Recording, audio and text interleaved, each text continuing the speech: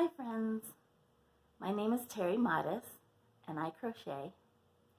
Today we're going to do a crochet and chat, which I'm just going to sit here and crochet and talk about a subject that's near and dear to my heart.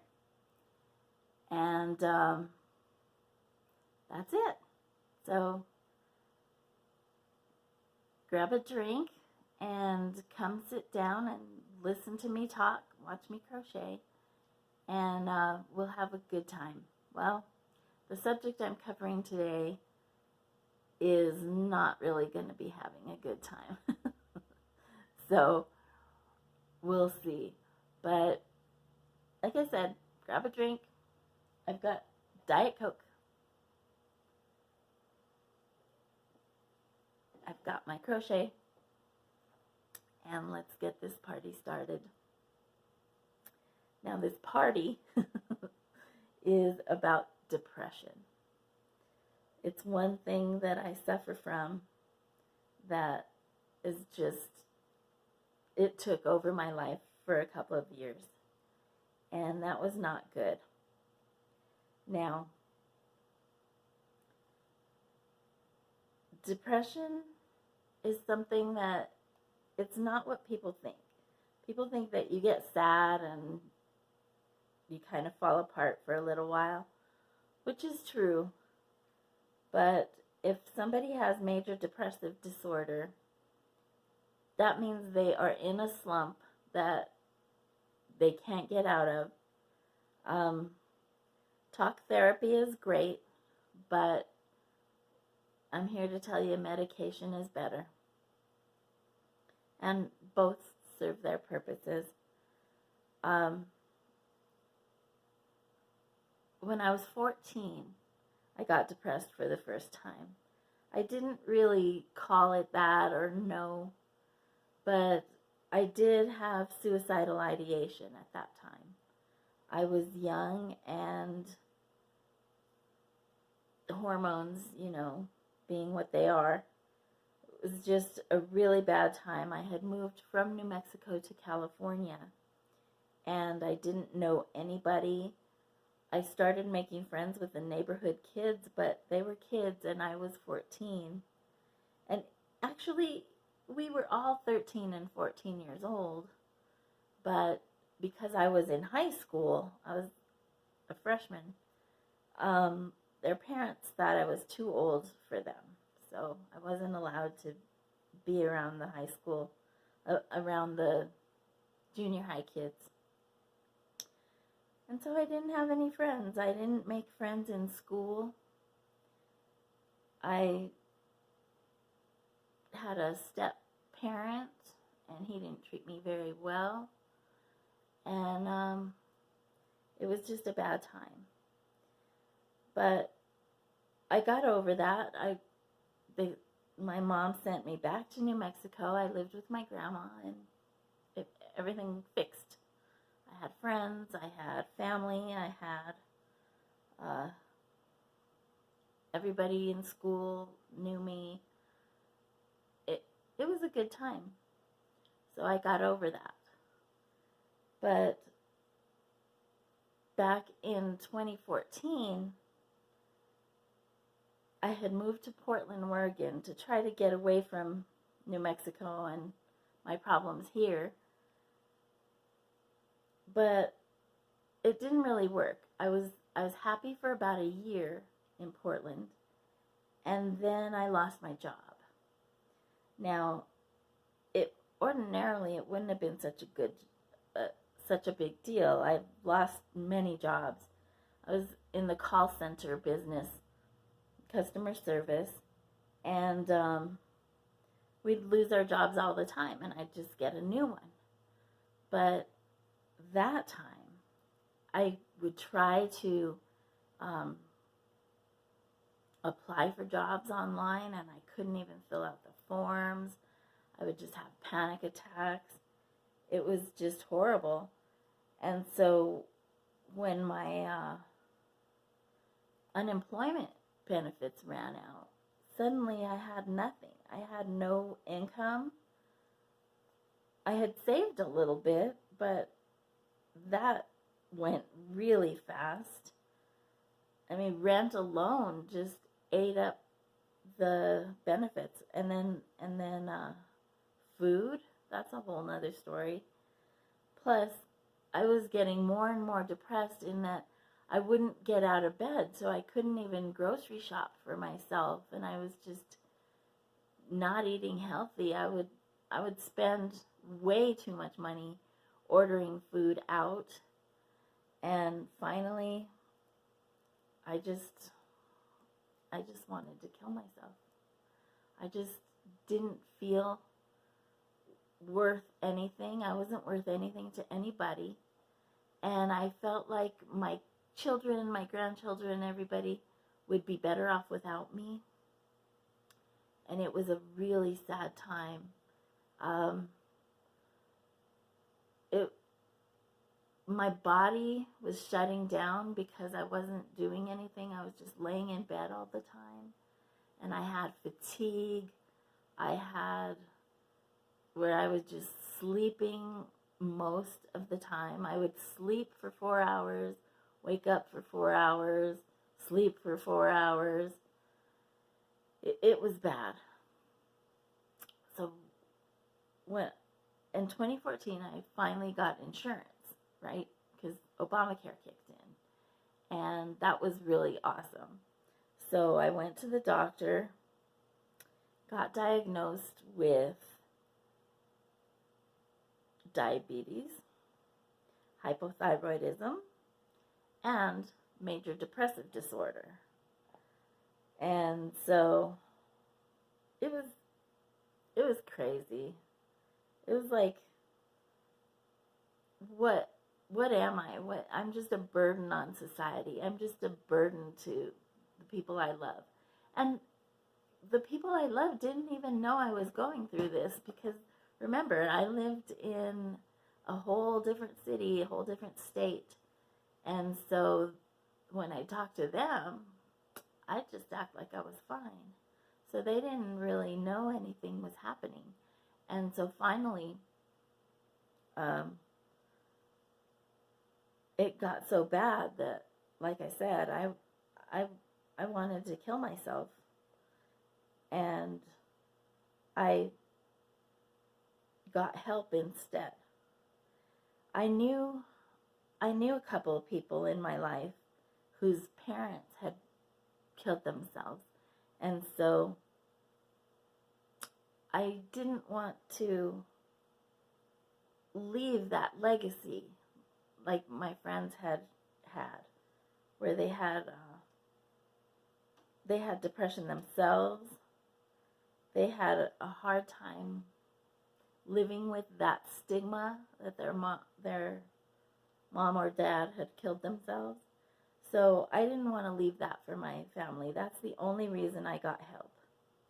But I'm so glad I did. I went to behavioral health section of the hospital, and immediately they admitted me because I was suicidal. And that's the best thing that ever happened to me. Now,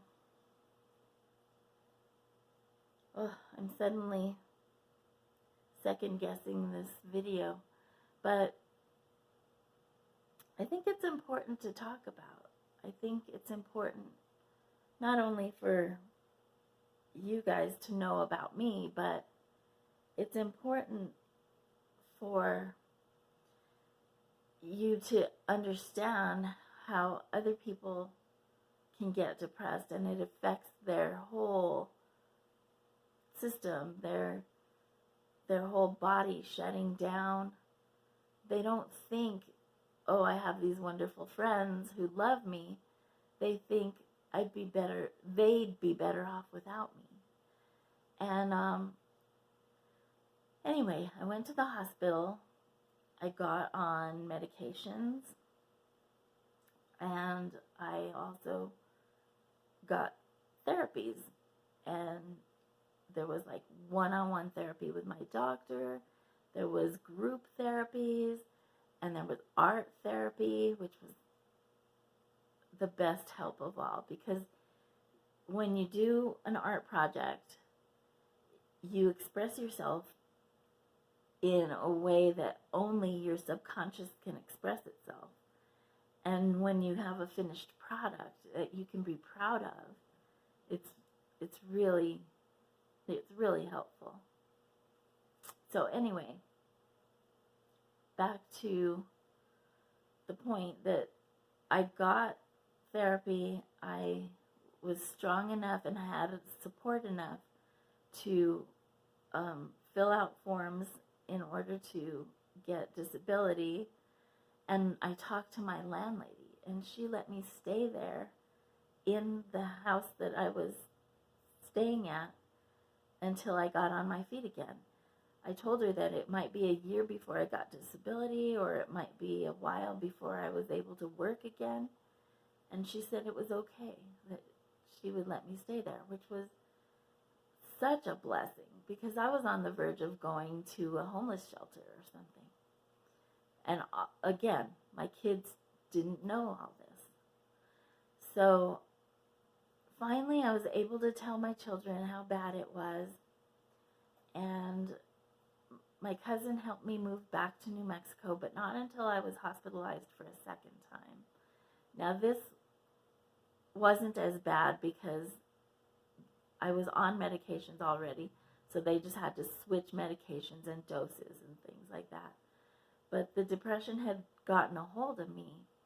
And what I did at that time, and it was August 23rd, and I think it was 2015 that I got my dog. And that was such a big help. Plus, there was an angel that stepped into my life. Her name is Joyce, and she started taking care of me. She would go grocery shopping for me, make sure that I was eating healthier food. She was making meals for me. She was cleaning my room, doing my dishes. She was just an angel. And that's one thing I can tell you, that if you have somebody in your life who is depressed, go do their dishes. Go wash their toilet. Just a little bit of effort that you could get them through the day would help them so much. And it also give them a value, like somebody cares about me, and they want me to live, and they want me to be in society. And that's what Joyce was for me. But anyway, my cousin moved me back to New Mexico.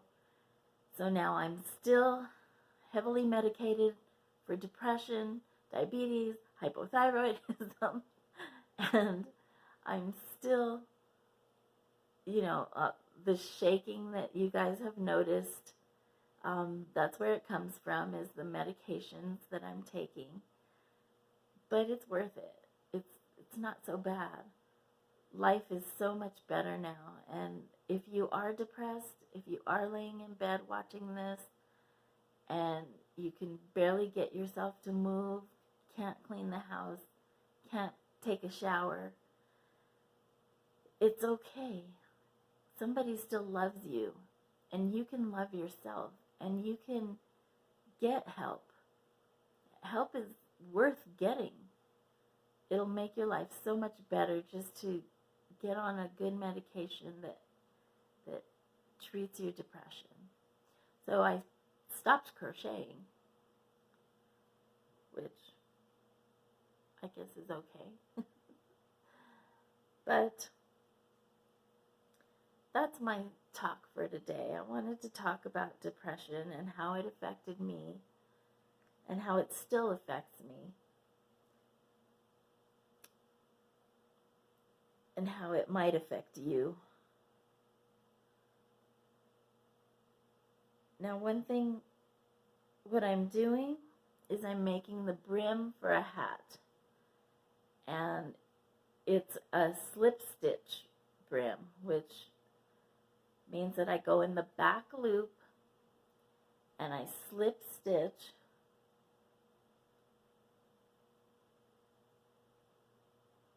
and it makes this really tight weave that stretches nicely.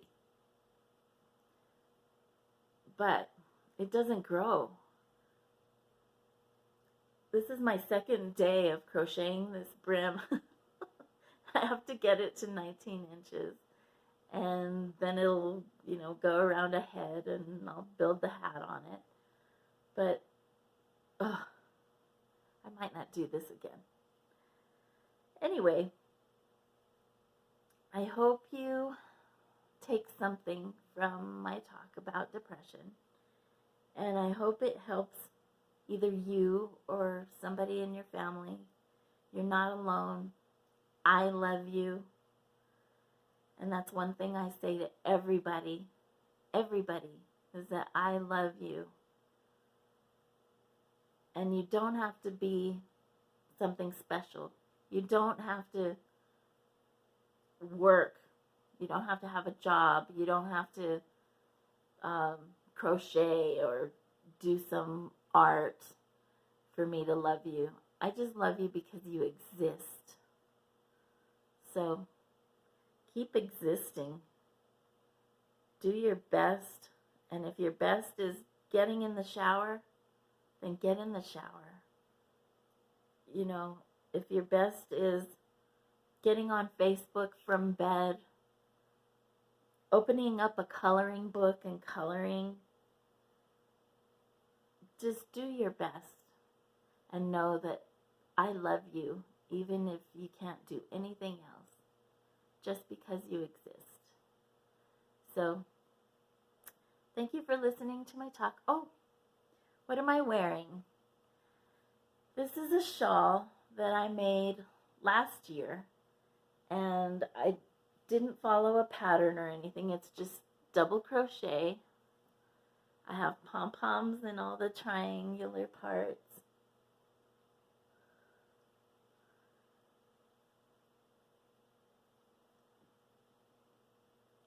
And it's pretty wonderful. It's nice and cozy warm. It's a little bit chilly in New Mexico today.